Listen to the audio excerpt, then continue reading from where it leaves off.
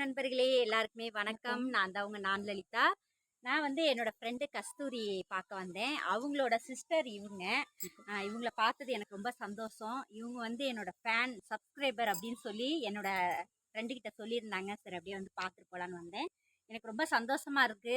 இவங்களோட சேனல் எல்லாருமே சப்போர்ட் பண்ணுங்க, சப்ஸ்கிரைப் பண்ணுங்க. ஏன்னா வளர்ந்து வர சேனலுக்கு நம்ம சப்போர்ட் கொடுக்காம யார் சப்போர்ட் பண்ணுவா? அதனால எல்லாருமே சப்போர்ட் பண்ணுங்க. வீடியோ உங்களுக்கு பிடிக்கலனா கூட நீங்க சொல்லுங்க, இன்னும் நல்லா பண்ணுங்க, என்கரேஜ் பண்ணுங்க. ஆனா டிஸ்கனெக்ட் பண்ணாதீங்க, ஓகேங்களா? பேட் கமெண்ட் பண்ணாதீங்க. எல்லாருமே எல்லாருக்கும் சப்போர்ட் பண்ணுங்க, ஓகேவா? நீங்க ஏதாவது பேசுங்க.